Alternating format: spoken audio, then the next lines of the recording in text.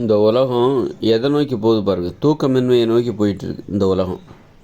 கட்டிலில் படுக்கிறது, மெத்தையில் படுக்கிறது, இதுதான் இன்பம்னு நினச்சிட்டு கட்டிலில் படுத்தால் தான் நல்லா தூங்கலாம், மெத்தையில் படுத்தா சொகுசாக தூங்கலாம்னு நினச்சிட்டு இவங்க எல்லோரும் கட்டிலில் படுக்கிறது, மெத்தையில் படுக்கிறது, தரையில் படுக்கிற வழக்கங்கிறது தரையில் படுத்தால் அது கேவலமாக நினைக்கிறது. பயம், எங்கே எளிமையானவராக மாறிவிடுவோமோ, பெரிய செயல்களெல்லாம் செய்ய முடியாதோ, தரையில் படுத்தாக்கா எளிமையானவராக மாறிவிடுவோமோ, பெரிய செயல்களெல்லாம் செய்ய முடியாதோ அப்படின்னு சொல்லிட்டு தன்னை பிரம்மாண்டப்படுத்திக்கிறக்காக தான் கட்டிலில் படுக்கிறாங்க. தரையில் படுக்கிறதுக்கு கூச்சப்படுறாங்க. தரையில் படுக்கணுமா, நான் ஏன் கட்டில் இல்லையா அப்படிங்கிற மாதிரி கேட்குறாங்க. பெட்டை தேடி போகிறாங்க, கட்டிலில் தேடி போகிறாங்க. கட்டிலில் படுக்கிறதுக்காக தான், அதுதான் கனவாக இருக்குது. கட்டில் பெட்டு அதுதான் கனவு. தூக்கம் வரலனால அந்த கட்டிலையும் பெட்டையும் கட்டி பிடிச்சிட்டு படுத்து கிடப்பாங்க. அது ஒரு வாழ்க்கையை நம்ம அனுபவிக்கிறோம், ஒரு மகிழ்ச்சியான வாழ்க்கையை அனுபவிக்கிறோம் அப்படின்னு நினச்சிட்டு அவங்க அந்த மாதிரி கட்டிலையும் பெட்டையும் தேடிட்டு தான் இந்த உலகம் போயிட்டுருக்குது. தரையில் படுத்தாக்கா அவங்க எளிமையானவங்க, திறமை இல்லாதவங்க. திறமையானவங்க கட்டிலில் தான் படுப்பாங்க.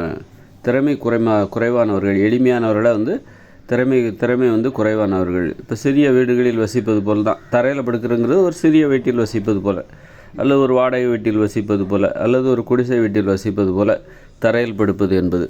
கட்டிலில் படுக்கிறதுங்கிறது நம்ம முன்னேறிட்டோம், நாம் வாழ்க்கையில் முன்னேறிட்டோம், மரியாதைக்குரியவர்களாக ஆகிட்டோம், நமக்கு திறமை இருக்கிறது, அதனால் தான் நம்ம நம்ம திறமையினால்தான் இன்றைக்கி நம்ம கட்டிலில் படுக்கிறோம்.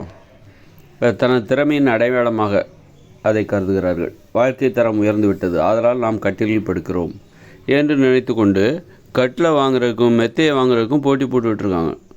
எவ்வளோ விலை கொடுத்தோனாலும் கட்டிலில் படுக்கணும், குடும்பமே கட்டிலில் படுக்கணும். ஆனால் பாருங்கள், கட்டிலில் படுத்தா தூக்கம் வராது, நல்ல தூக்கங்கிறது வரவே வராது. கட்டிலையோ மெத்தையிலையோ படுத்தாங்கன்னா நல்ல தூக்கங்கிறது வரவே வராது. தூங்குவீங்க அவ்வளோதான். மற்றபடி நல்ல தூக்கத்தை அனுபவிக்கணும்னா நீங்கள் கட்டில் மெத்தை இதை தியாகம் செய்து தான் ஆக வேண்டும். தரையில் படுக்கணும். தரையில் பாய் விரித்து படுங்க, போர்வை கூட விரித்து தரையில் பாய் விரித்து அதுக்கு மேலே போர்வை விரித்து அதுக்கு மேலே நீங்கள் படுத்துக்கிட்டு அதுக்கு மேலே குளிராக இருக்குதா போத்திக்கோங்க, தப்பே கிடையாது. தரையில் படுத்தா தான் தூக்கமே வரும். அதனால் தூக்கம் வரலன்னு சொல்லிட்டு நிறைய பேர் என்ன பண்ணுவாங்க, உடம்பு சரியில்லைன்னு சொல்லிட்டு மெத்தையில் படுப்பாங்க. அதுவே தப்பு. உடம்பு சரியில்லைன்னா மெத்தையிலே படுக்கக்கூடாது, தரையில் தான் படுக்கணும். அப்போ தான் உடம்பு சரியாகும். மருத்துவமனை மெத்தைகள் தான், மெத்தைகளாக இருக்கிறது, கட்டிலாக இருக்கிறது. நோயாளிகள் படுப்பதற்கு மெத்தைகளும் கட்டிலுமாக போட்டிருக்காங்க. அதனால் நல்லா தூங்கணுன்னா உங்களுக்கு தரையில் தான் படுத்தாகணும், கட்டில்லையோ. அப்போது ஒரு மருத்துவமனையே எவ்வளோ மூட நம்பிக்கையோடு செயல்படுது. இப்போ தரையோடு தான் அவங்க படுக்கணும், தரையில் தான் படுக்கணும். மருத்துவமனையில் கூட தரையில் தான் படுக்க வைக்கணும். அப்படிப்பட்ட அதுதான் உண்மையான மருத்துவமனையாக இருக்க முடியும். அப்படி பார்க்கும்போது இப்போ நம்ம எதை நோக்கி போயிட்டுருக்கோம்? நாம் சரின்னு நினைக்கிறதெல்லாம் எவ்வளோ பெரிய தவறாக இருக்குது பார்த்தீங்களா? நம்ம சரின்னு நினச்சி அது ஆசையாக வெறி பிடிச்சி போய் அப்போது அது சரியாக தப்பான்னு தெரிஞ்சுக்கிறதுக்காக தான் அந்த முயற்சி பொருளுக்கு. இது சரியாக தப்பா, கட்டிலில் படுக்கிறது சரியாக தப்பா, மெத்தையில் படுக்கிறது சரியாக தப்பா அப்படின்னு தெரிஞ்சுக்கிறதுக்கு நம்ம இந்த பரிசோதனையை நம்ம பண்ணிகிட்ருக்கோம். ஒரு மனுஷங்க எல்லோரும் சேர்ந்து, உலகம் முழுக்கவே எல்லோரும் சேர்ந்து இந்த பரிசோதனை தரையில் தான் படுக்கணும். தரையில் பாய் விரித்து தரையில் மெத்தையை போட்டு படுத்துடக்கூடாது. அதனால் தரையில் படுத்தா தான் உங்களுக்கு தூக்கமே வரும். வராத தூக்கம்லாம் வரும். மருந்துகள் செய்யாத தூக்கம், மருந்துகளால் கொடுக்க முடியாத தூக்கம் தரையில் படுத்தா தான் வரும். மருந்துகள் கூட, மாத்திரை மருந்துகளால் கூட அப்படி ஒரு தூக்கத்தை கொடுக்க முடியாது. அதனால் தூக்கம் வரலன்னு சொல்லிட்டு மருத்துவர்கள்ட்ட போய் நிற்காதீங்க. உங்கள்கிட்ட என்ன தப்பு இருக்குது? நீங்கள் தரையில் படுக்கிறீங்களா, தரையில் பாய் விரித்து படுக்கிறீங்களா, அது அப்படியே உங்களுக்கு தூக்கம் வரலன்னா தான் நீங்கள் மருத்துவர்கிட்ட போடுமே தவிர, இல்லை நான் கட்டிலில் தான் படுக்கிறேன் எனக்கு தூக்கம் வரலன்னா அதுதான் காரணம். முதல்ல தரையில் படுக்க பழகுங்க. தரையில் படுப்பதை ஏற்றுக்கொள்ளுங்கள். அதை ஒரு தகுதி குறைவாகவோ திறமை குறைவாகவோ நினைக்காதீங்க. உங்கள் வாழ்க்கை தரம் குறைந்து விட்டது, அதனால் நீங்கள் தரையில் படுக்கிறீர்கள், அதை அவமானமாக கருதாதீர்கள்.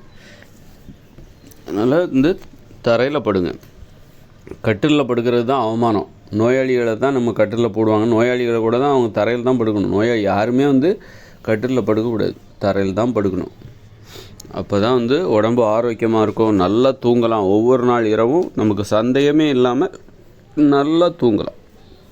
ஒரு ஆழ்ந்த தூக்கம், அசந்த தூக்கம். தூக்கம்ங்கிறது வந்து அதுக்குள்ளே போயிடணும், அது நம்மளை இழுக்கணும், பிடிச்சி இழுத்து உள்ளே போய் கொண்டு போயிடணும். அந்த மாதிரி தூங்கணும். சந்தேகத்திற்கு இடமில்லாமல் அற்புதமான தூக்கம். எங்கு சாத்தியமென்றால் தரையில் படுக்க வேண்டும். தரையில் தான் நடக்கிறோம், தரையில் தான் ஓடுகிறோம், தரையில் தான் வாழுகிறோம், தரையில் தான் படுக்கணும். சோஃபா செட்டில் கூட உட்காரக்கூடாது, நாற்காலிகளில் கூட உட்காரக்கூடாது, தரையில் தான் உட்காரணும். அந்த காலத்துலலாம் தரையில் தான் உட்கார்ந்தாங்க. அரசியல் வாரியெல்லாம் காந்தி காலத்துலலாம் எல்லாம் தரையில் தான் உட்காந்தாங்க. பள்ளிக்கூடங்கள்லாம் தரையில் தான் உட்காந்தாங்க. அப்புறம் தான் பார்த்திங்கன்னா இப்போ தான் வந்து அப்புறம் வந்து பெஞ்சு நாற்காலி அதுதான் நாகரிகம் அப்படின்னு சொல்லிட்டு